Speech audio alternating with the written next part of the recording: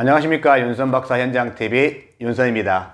오늘은 귀농 이런 점은 꼭 알고 시작하자, 농업인이 말하는 현장의 애로사항 10가지를 지금부터 말씀드리겠습니다. 이 10가지 중에서 내가 어떻게 해결할 것인가는 꼭 찾고 귀농을 시작하십시오. 자, 첫 번째, 농업인들이 가장 힘들다고 하는 것은 수익을 내는 데 있어서 비용이 너무 많이 들어갑니다. 점점 비용이 많이 들어갑니다. 과거에 비해서 비료비, 인건비, 종묘비, 농약비 다 상승하는 구조입니다. 그러다 보니까 실질적으로 수익을 작물을 하고 수확을 하고 나서 나에게 떨어진 돈이 얼마 안 되는 구조, 비용 절감이 어려워요. 이 문제를 제일 많이 이야기를 합니다. 두 번째 이야기하는 것은 바로 사람을 구하기 힘들다. 점점 노령화되고 하다 보니까 사람을 구하기 힘들어요. 농업은 타이밍이라고 이야기를 합니다. 적지적산의 원리, 그리고 적지적산은 가장 적지에 좋은 상품이 나온다는데, 그런 것을 하려면 시기를 잘 맞춰야 되지 않습니까? 수정하는 시기가 있어요. 배를 수정하는 시기에 그때 짧은 시간 동안에 굉장히 많은 사람이 필요한데 그때 사람을 구하기가 너무 힘들다. 그래서 귀농 강의를 하면서 요즘 그런 이야기를 해요. 서로 좀 이렇게 같이 교육 받으신 분들끼리 품앗이를 해가지고 일 좀 도와주면 좋겠다 라고 이야기를 합니다. 사람 구하기 힘들 거예요. 세 번째는 지구온난화, 병해충, 질병 위험으로 인해 가지고 생산 위험이 굉장히 커지고 있습니다. 최근에 보시면 아실 거예요. 갑자기 비가 막 폭탄이 내린다든지, 냉해를 입는다든지, 너무 더워도 문제고 너무 추워도 문제는 그런 상황인데, 지금 지구온난화 때문에 굉장히 많은 질병들이라든지 병해충들이 많아지게 되고, 농약을 치더라도 효과가 좀씩 떨어지고 있는 일들이 발생하고 있습니다. 너무 어렵다는 이야기죠. 넷째, 제가 이 이야기를 하고 난 다음에 제가 공무원 농식품부에서 귀농자 관련 지도사가 지도 공무원 강의를 하는데, 그때 갑자기 아멘을 했던 거예요. 실제적으로 네 번째가 뭐냐면 투자의 회수 기간이 길어요. 투자를 하고 나서 회수하는 기간이 길고 자금 흐름이 원활치 않다. 보통 이제 생산을 해서 수확을 하는 시기는 보통 가을들이 많잖아요. 그러다 보니까 1년 동안 계속 투자를 해야 되는 거예요. 근데 그 투자를 하고 했는데 나중에 소득이 많이 못 들어온다 그러면 힘들게 되잖아요. 그래서 경영비는 매달 지출하게 되고 나오는 시기는 한정되어 있고, 그래서 제가 꼭 했던 이야기예요. 처음에 시작할 때 작부체계라는데 어떤 작목의 재배 어떤 과정을 할 때 꼭 방향을 잡으면 분기별로, 그러니까 분기라 그러면 3, 6, 9, 10이잖아요. 예를 들면 3개월씩 한 번씩이라든지 분기별로 소득이 나올 수 있는 구조를 만들었으면 좋겠다 라고 제가 이야기를 하거든요. 그 문제는 한번 꼭 고민해 보세요. 작목을 어떻게 선정할 거냐 문제를 잡을 때. 그 다음에 이제 보는 게, 요즘 이제 생산의 공급 과잉, 생산이 너무 많아요. 예를 들면 옛날 아로니아 그랬잖아요. 아로니아 이렇게 누가 괜찮다, 이거 괜찮다 그래가지고 이 사람이 와서 또 재배하고 이 사람 재배하고 이 사람 재배하고 하다 보니까 결국은 어떻게 된 거예요? 생산의 공급 과잉이 된 거죠. 소비는 얼마 안 되는데. 지금 뭐가 괜찮다 그러면 계속 그쪽으로 가고 투자되고 있다 보니까 공급량이 많아지는 문제가 가장 커요. 재배 장목 기술을 배우게 되고 어디 가서 또 이렇게 정보를 습득하게 하다 보니까 품질 평준화가 되기 시작하면서 기술의 어떤 평준화되기도 있죠. 네, 근데 공급량은 참 품질이 좋아지고 있는데 결국은 소비가 줄어드는 문제.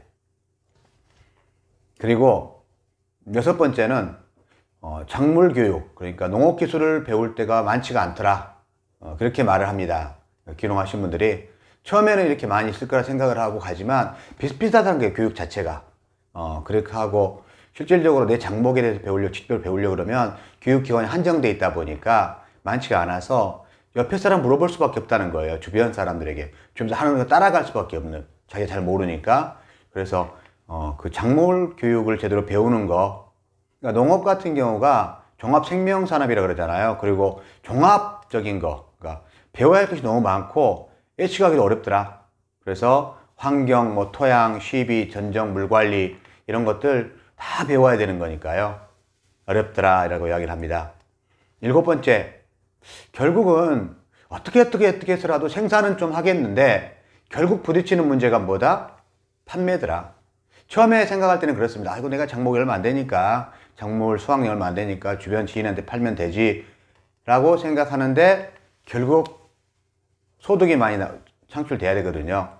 근데 이제 물량이 적다 보니까 도매시장 가서도 제대로 평가도 제대로 못 받게 되고 그렇게 하면서 실질적으로 또 포장비라든지 또 뭐 여러 가지 비용들이 많이 들어가다 보니까 실질적으로 마케팅, 판매를 수익을 올릴 수 있는 구조가 어렵더라. 특히나 이제 그 귀농하신 분들이 가장 많이 하는 부분이 유기농 농사를 지으려고 하세요. 그런데 노력한 만큼의 소득이 들어오지 않는 구조가 많다는 이야기를 하고 있습니다. 8번째는 농산물의 차이가 심하고 유통 과정이 너무 복잡하더라. 생산하면 도매시장, 소매시장, 뭐 소비자 가게 되고 그러다 보니까 상품이 빨리 부패하잖아요. 변질되기도 하고 그 다음에 어떤 그 가격 전체 수량에 대한 뭐 가격에 비해서 부피가 너무 크다든지 과대 포장을 해야 된다든지 여러 가지 좀 이렇게 또 감모라든지 선별했을 때 또 많이 없어진다든지 그런 부분들이 많아지고 있다. 그 다음에 이제 9번째는 나중에 하다 보니까 그러면 생산 가지고는 힘들다. 이걸 가지고 부가가치를 올려야겠다 라고 생각은 하게 돼요. 실제로 막상 해보면 가공을 어떻게 해야 되나, 물량도 얼마 안 되는데 체험을 또 한다 그러면 사람들이 와가지고 또 문제가 있지 않을까, 사람을 또 어떻게 모집할 거냐, 이런 문제들이 또 부딪힌다는 거죠. 고객 관리하는 것도 어려워지고요. 그래서 이제 또 생각나는 게 뭐냐 그러면 이렇게 하면 좋겠다. 조직화를 한번 해보자. 그래서 혼자 하기 힘드니까 함께 한번 해보자 라고 생각하고 귀농하신 분들도 있었고 그 전부터 그런 문제는 많이 나왔었어요. 기본적으로 영농조합법인을 만든다든지 여러 가지 법인을 만들고 했었는데 실질적으로 지금은 좀 성공 사례가 있는 것 같아요. 예전에 정부 지원들이 보통 이제 법인으로 많이 했었거든요. 그래서 그 법인에게 사업비를 주는데 그때 사업을 받기 위해서 만들었는데 결국은 그 법인이 성공 사례가 얼마나 될까요? 실질적으로 제가 질문합니다. 예전에 영농조합법인 만들어가지고 성공한 비율이 몇 프로나 될까요? 그러면 10%를 넘지 않더라고요. 농가들이 하는 말이. 그럼 90% 망했다는 이야기거든요. 그래서 조직화 문제, 굉장히 생각은 굉장히 이렇게 하면 되겠다라고 하지만 실제로 해보면 굉장히 어려운 점들이 많더라 라는 것들이 있고요.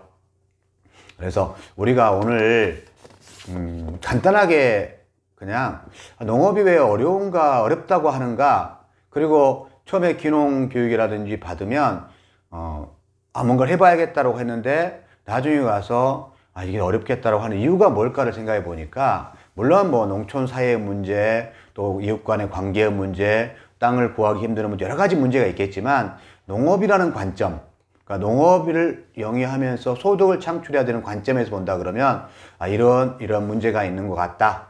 이 문제를 어떻게 해결할 거냐를, 그리고 그 문제 해결하기 위해서 어떤 작목을 선택해야 할 거냐를 한번 생각해 보면서 귀농을 준비하고 시작했으면 좋겠습니다. 윤선 박사 현장TV 윤선입니다. 감사합니다.